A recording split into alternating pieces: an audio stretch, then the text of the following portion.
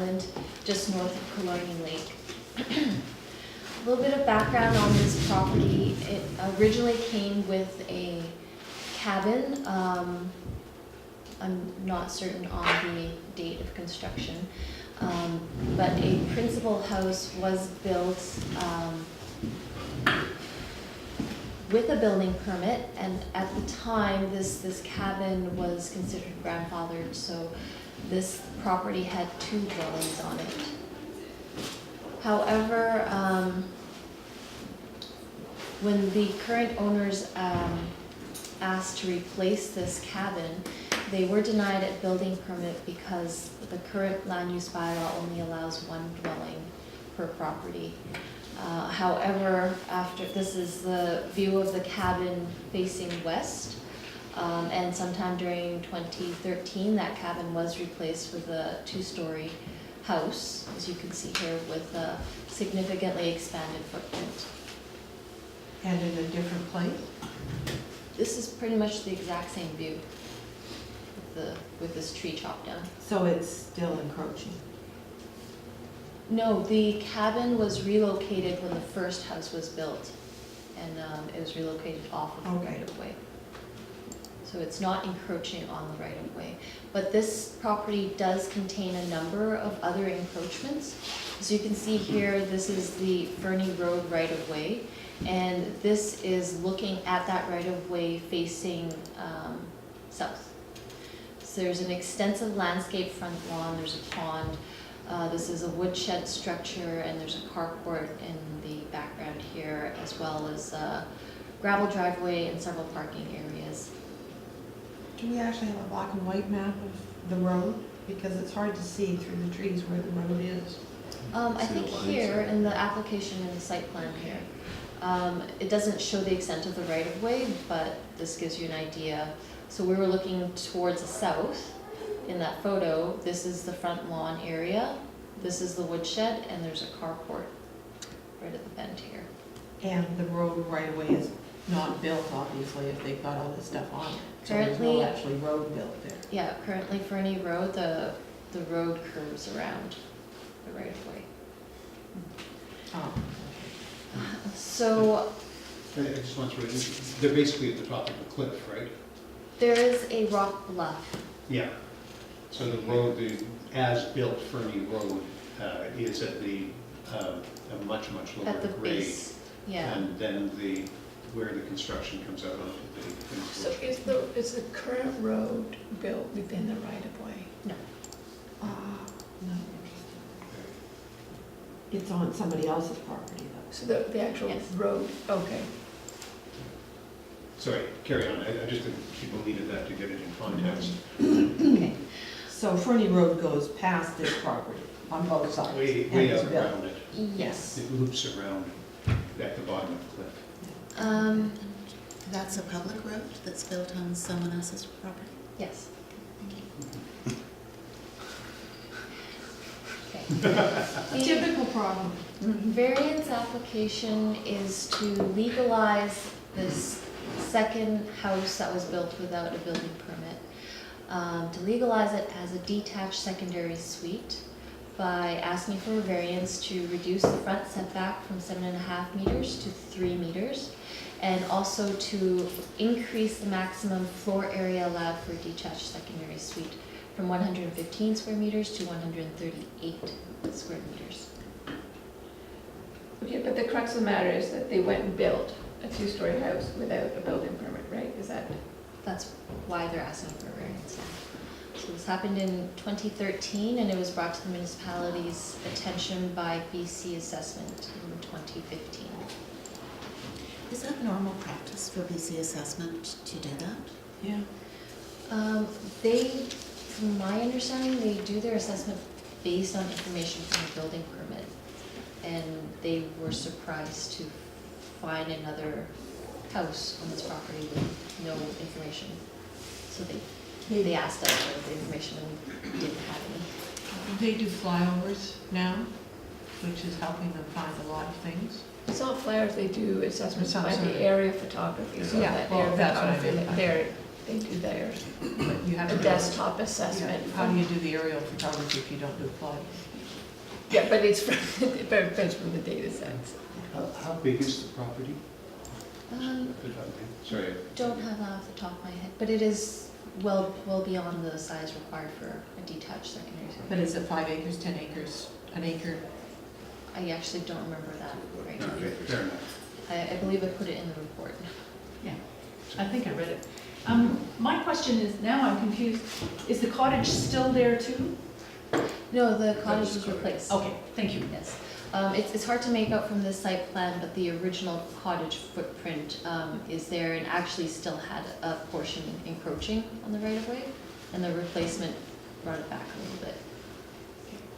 And what are the current uses of the buildings on that property? One is owner occupied and the other is, Yeah, the owners actually are living in the second dwelling, and the principal residence is inhabited by their family. okay, thank you. So there's no rental suite No, per se? not that I know of. So as part of this application, as I mentioned, the encroachments, they will be removed before this application is brought back for consideration. So that was a woodshed and carport.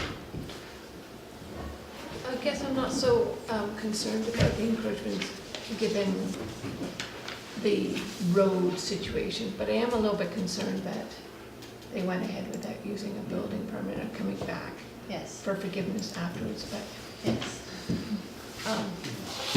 that's unfortunate. So how does that get dealt with? Yes.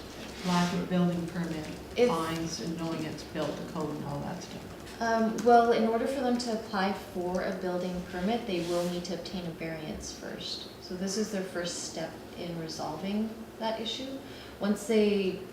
If they obtain a variance, then they can apply for a building permit, at which time they will likely have to get third-party inspections to retroactively ensure that was built to code. So did we not go through though with the one we were looking at last week, that normally you wouldn't give a variance if you had encroachments? That's why they're removing all the encroachments. So, okay. Can we go back to the actual details then of the variance? Reduce front setback, okay. So increase floor area from 115 square feet, that's considerable. It's 200 square. Yeah, that's considerable. Can I say, I'll go to Sue Ellen, sorry, I should take control here. I'll go to Sue Ellen and then Gary, okay, sorry. it seems to me that another variance would be that the second dwelling, the detached secondary suite, isn't being used as a rental. Would that be No. aberrant? They If- didn't require that. Yeah, that's not contravening the bylaw. You can always live in a thing yourself, you can always rent something to yourself. Well, and, yeah, a lot of places you'll have what I call a granny suite, so your parents live in one and you Okay. live in the other. Yeah. All right, thank you. Okay, sorry, Gary. Yeah, I just, it's an unfortunate circumstance. My issue is that they applied for a building permit and they were not given that building permit. They went ahead and built the building. And it happens all over Bowen, goes on all the time. When you do that, you're at risk. And I can't condone what they've done. And I think it would set a very bad precedent. And I will not be in favor of the DVP. Okay, I'll go to Allison. So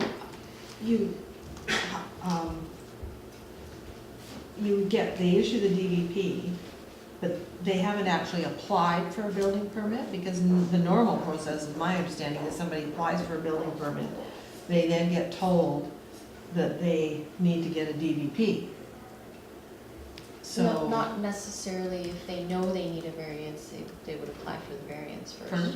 Well, you need a variance before you can be, Before your Consider for a your building. permit is issued, but not before you can apply for it. they can apply for a building permit if they Well, I want. guess I'm concerned about if we issue the variance, then are we have we issued stop work orders and the fines and penalties that go along with that because they built something without a building permit? I mean, Well, there's gotta be some recompense for Normally, that. yes, we would issue a stop work order except all work is done. Yeah, but how else do we collect the fines and whatever if we don't issue the stop work order and charge the fines? I mean, I think there's gotta be some, recognition that if we'd seen the building is halfway through the process, there would have been a stop work order and fine, so can they be levied now? We'll look into that. Yeah. Yeah, I think the other issue is we're up to 1,485 square feet now. So we're getting creep on our secondary detached suites. And so while it's a little bigger, it's a little bigger. 1,485 is a house. Yeah. That's a pretty good size You know, house to be on there. If they hadn't rebuilt illegally, if they hadn't rebuilt, we probably would have looked at it and been quite willing to give them the variance on it. Or sleep? But different circumstances. So I guess the recommendation is that notice be given that we, that you're going to bring this forward. I'm sorry, okay, I'll go to Phil first. I just, seeing as how things have happened here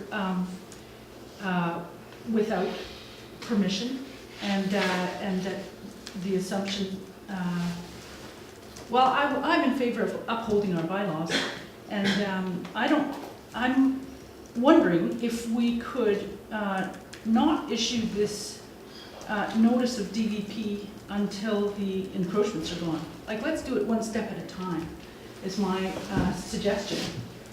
That the encroachments be removed before we consider giving notice on the DVP. Okay, but then if we have no intention of considering the DVP, is that a reasonable approach? I think we should establish whether or not we're even willing to consider the DVP before we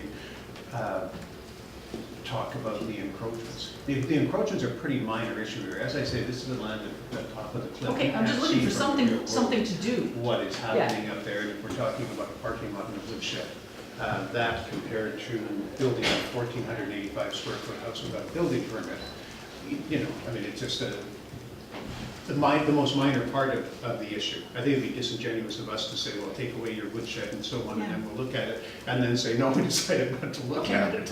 Yeah, that's. I'm just looking for something that we can do Yeah. at this stage. But I guess the thing is, Emma, or Kathy, maybe the question for you, can we give direction that at this point we aren't willing to consider a DVP? Yes? Yeah. Yeah. Would any, I would move that, that council not consider the issuance of the DVP. Yeah, we'll not be considering.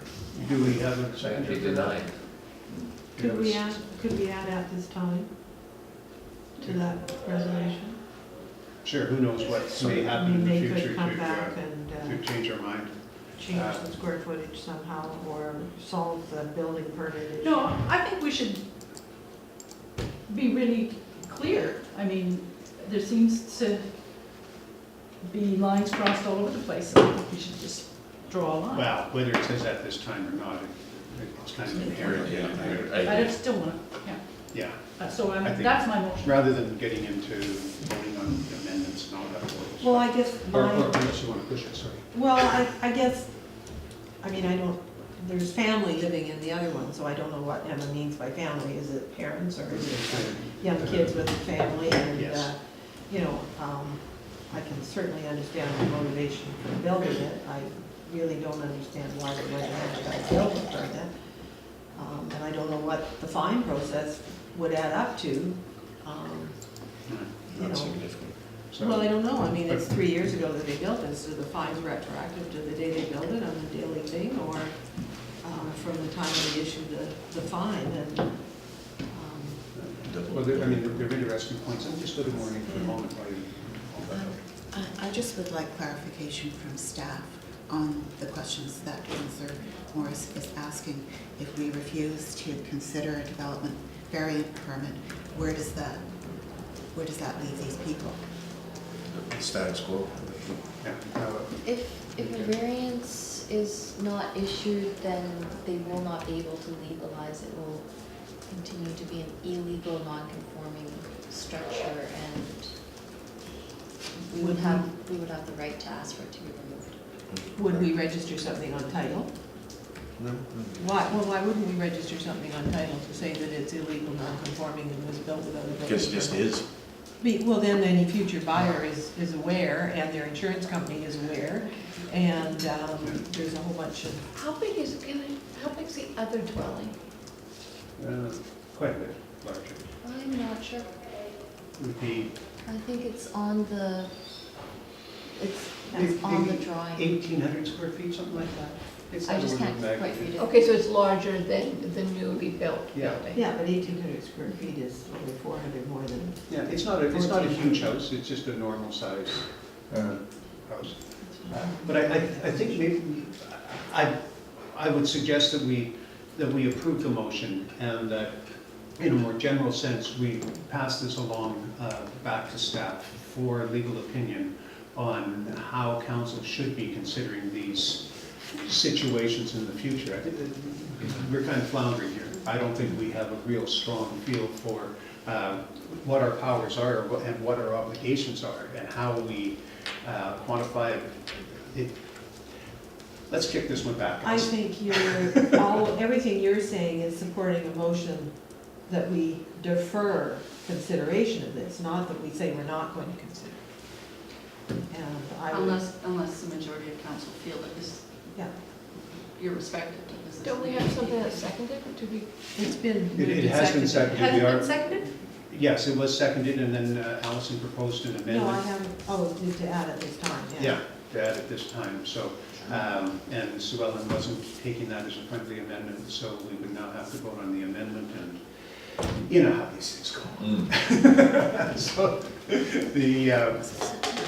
I think, Allison, that it is reasonable for us to simply say that by saying we're not considering this at this time is inherent in it. If we do another motion referring this back to staff and to legal counsel for a more general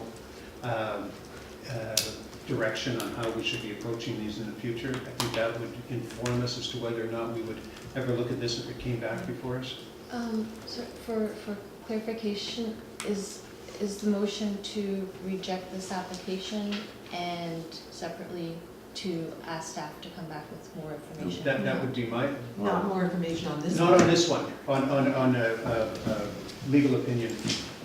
So I would like to speak against that motion because I think there's just too many questions and there's probably some precedents around on this if we looked. And so I would rather all the questions we've raised be asked before we even think about whether or not we're going to consider it. So I would propose that we defer the motion. I would move to defer.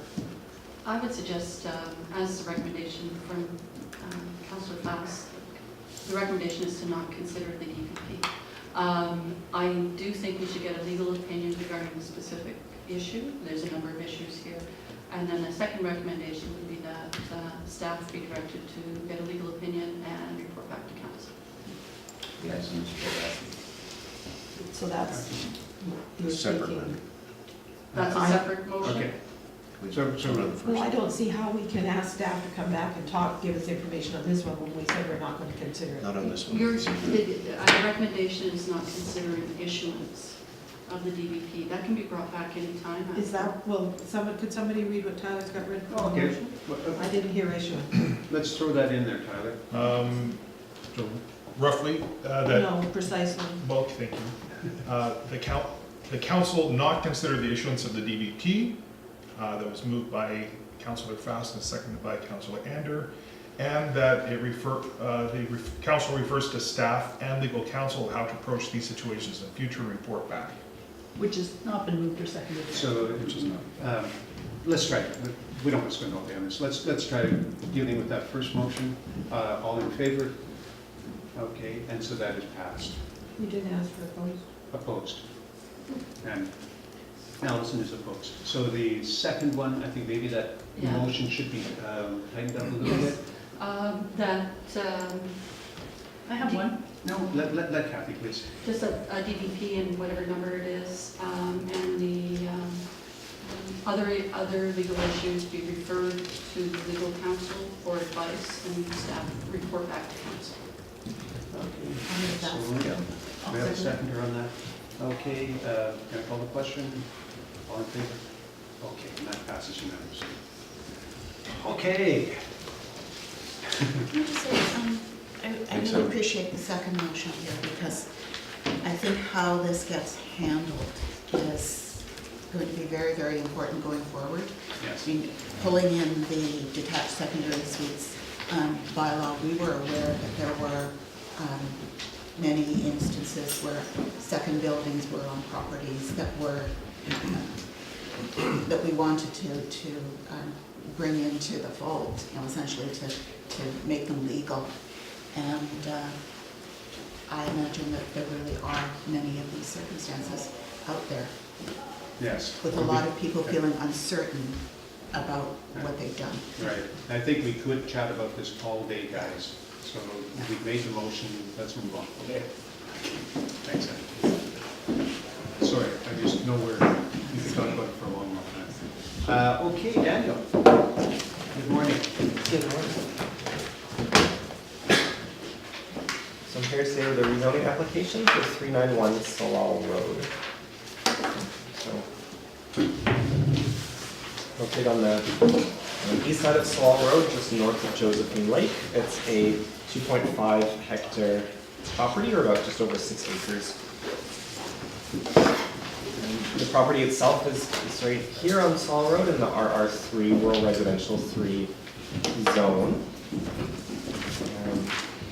And so this zone allows principal use, dwelling, things like agriculture and horticulture. It has a minimum lot area of 1 hectare, which is about 2.5 acres.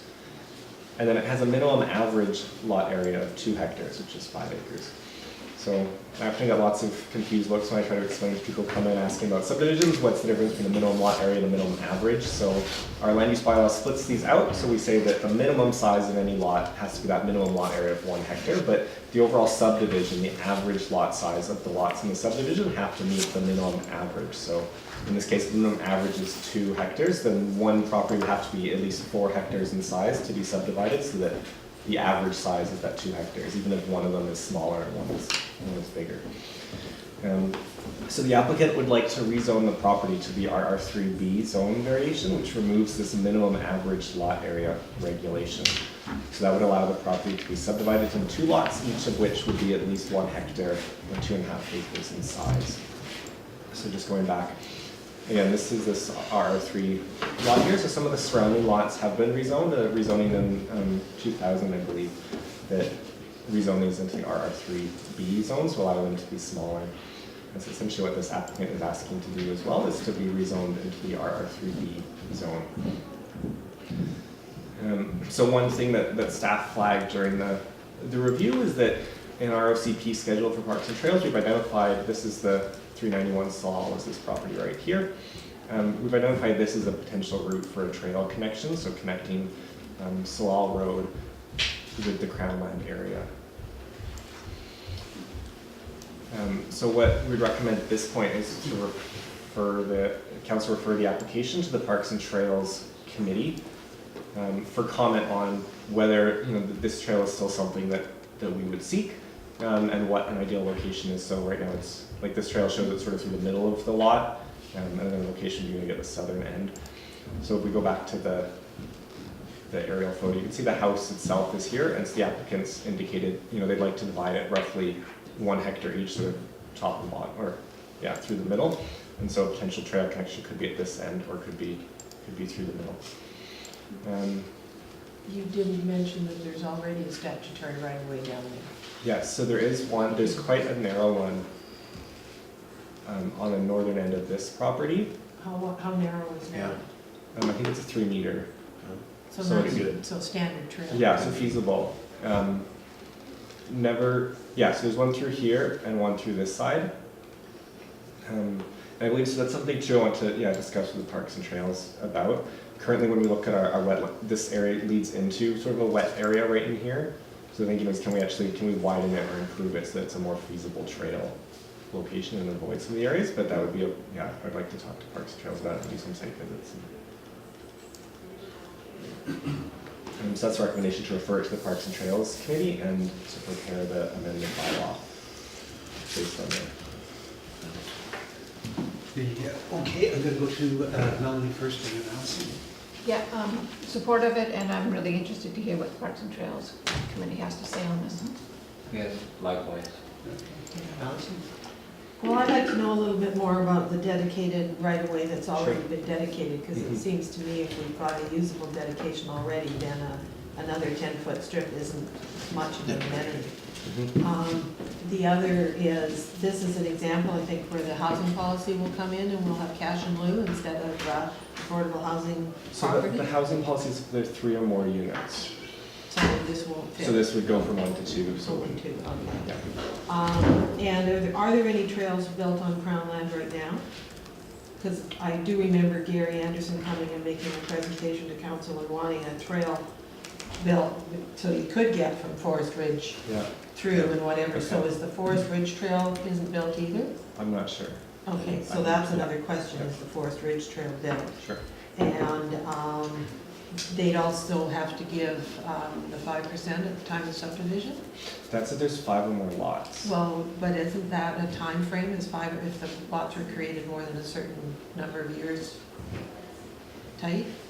Like, Yeah, I'd have to look. I mean, I know that 2000, or even earlier, the 95 subdivision Yeah. where it had a park. and 2000, if, I've got a whole file on it, and it was done for a very specific purpose, to protect the quality of the lake, the water, because Sure. it's a drinking water source. Yeah.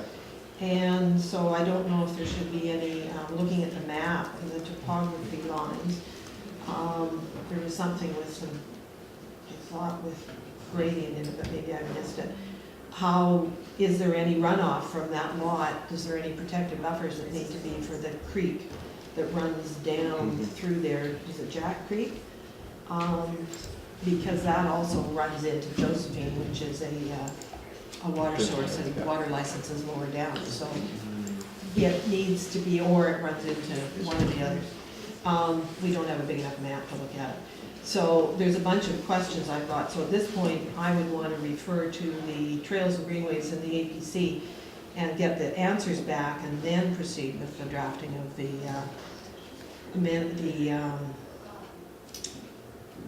bylaw. And I'm not sure that a trail right-of-way that's 10 feet wide is enough of a dedication for creating a second lot. And maybe there should be some cash contributions to the building of the trail.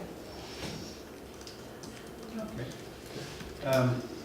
So I've, one question there, so is there a sunset clause on average density for a subdivision? Basically, that was the, somebody brings that point, is there, No, no, There's the no average? parks. the So the- 5% dedication at the time of subdivision. Mhm. There's a timeline in there. and I Okay, think gotcha. we're past that. So the average of 5 lots for the subdivision, that remains in effect forever? No, that's what I'm So saying. it's if you subdivide 5 or more lots, you trigger the need for a park dedication. No, I'm sorry, I'm not Yeah. talking about that. I'm Yeah, talking okay. about the fact that this has a 2.5 acre Yeah. minimum lot size, but a 5 acre average lot size for Mhm. the zone or the area or the whatever the designation is. And that in theory stays in perpetuity? So that applies to each new subdivision. So it's, it's kind of written so it's meant to be at like the neighborhood level, so you can average Right. out your lots, but the way it actually applies when you subdivide is it applies on each subdivision. The only case where it wouldn't is if somebody's done, so in this, well, in the SR2 zone, it's like we have a 0.2, you can be much smaller minimum than the average, but if somebody's done a subdivision where they ended up with all these lots at the minimum and one large remainder piece to make their Right. average, what our land use bylaw says is we would actually then covenant that to say you can't subdivide anymore. So they can't make one subdivision and then come back in 10 years and say, oh, look, I have this new Get big around lot, that, yeah. I can't cut it down Yeah. smaller. But other than that, there's no, Okay, Yeah. just give me one more second, it's Gary, just so I can understand it. So if we take this piece of land out of one zone and put it in another Yeah. zone, do we This lot wasn't considered in the last rezoning. Well, this is a R3, and it's R3A or something, right? Well, yeah. So this is taking it out of one zone and putting it into another.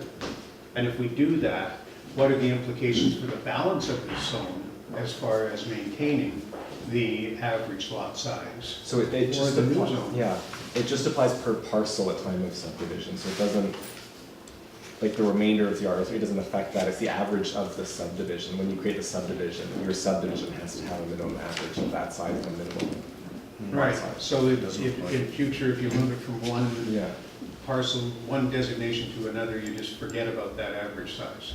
Because it changes obviously what it. For what's already been done. Okay, so that was that, and then the water course implications are a big thing in the refer. Okay, I'm sorry, Gary was first and so on. Yeah, just very quickly, I mean, most of those lots up there, a lot of them were split for various reasons. And- No, for one rezoning for one purpose, to protect Josephine Lake. Sorry. And you couldn't sell a lot. So I don't have a problem with the subdivision at all and moving ahead. And moving it ahead, to a certain extent, we'll bring in an environmental assessment. You know, obviously we have to consider that water course through there and see what the implications are there. And also the trails, the parks and trails, we'll certainly look at that. That would be a really nice conduit, because it's always been there, but it's never been established, and I think it would be nice to establish that trail through there. Yeah. So, What we don't have is the kind of bigger area context. And I rolled out my big map at home, and I didn't bring it along because there's nowhere really to spread it out. But the trail corridor kind of runs through Quarry Park, Headwaters Park, up that side. That's the Cross Island Greenway that we've been trying to develop. This one, if you put up a map again, there, step to record. So Main Island Greenway kind of goes through on this side is where it's developing. We'll see what happens. And so the lot we're talking about over here, this is vacant crown land. I don't know how steep it is. This is ecological reserve over here. So this, you know, any directions would have to go this way. I just want to bring that in for context. The other part is that we do have new maps and plans in our draft trails plan we've adopted in principle. And I think that would be great to look at. This area has changed a lot in the past 10, 15 years. I think we'll need to walk around it. I kind of remember what it looked like when it was scalped, but that was different. My proposal is to accept the first part of the recommendation. I'd be happy to move that and leave the second part. We're going to have to do some walkabouts and things. It's going to take some time before we can get back. So my recommendation would just be that council refer the rezoning application RZ05-2015 to the Parks, Trails, Greenways Advisory Committee. And the APC. Why would we? Well, why not refer to the APC and get their comments now before we spend the time drafting the first reading of the bylaw? it would go to them at any point. It goes to them anyhow, so let's do it then. Yeah. So if you're amenable to the APC, I'll second that motion. Okay, sounds reasonable to me. Any discussion before we call the question? All in favor? Okay, that is passed unanimously. However, we don't have as yet anyone directing staff to prepare the bylaw amendment. I'm not moving that. And so we're going to leave that in abeyance until we hear back. Does that sound reasonable to the rest of the crew? Okay. They're really. Yeah. Okay. Okay, thank you, Daniel. So then under 7.1 now we have sponge reef. Yes, I can speak to this. This is the on-table item, looks like this. This results from our October the 10th meeting of the Howe Sound Community Forum that was at Camp Elphinstone at Gibson's. Those of us that were there, the Marine Life Sanctuary Society of BC presented their presentation about the recently found other sponge reefs that they're trying to get protected. DFO has asked, they've got an open comment period which ends any day now. And this was back October the 10th when we did bring back the recommendation about funding for the Ocean Watch Marine Guide, but this one was missed. So I'm picking it up, bringing it forward, and most of us were there. We're on the Ocean Watch Task Force. Bonnie and I both sit on that. We were at the Howe Sound Community Forum, and the wording of the resolutions is as it was presented at the Howe Sound Forum. So it's the first two paragraphs. Under proposed resolutions that council endorses and supports. That council endorses and supports initiatives to protect and preserve glass sponge reefs in Howe Sound, either known or that may be discovered in the future, because they keep finding new ones. And that council communicate its endorsement for the protection of glass sponge reefs by the Department of Fisheries and Oceans, and reflect that the DFO conduct consultations with local governments as well as stakeholders and First Nations who may be affected by the steps taken to preserve and protect glass sponge reefs in Howe Sound. Sorry, this is one other issue. I put the words "as well as" in there after local governments because currently DFO is consulting stakeholders who are fishermen and Marine Life Society and things like that, and First Nations, but not local municipalities. So local government. So that's the motion, and that's where it came from.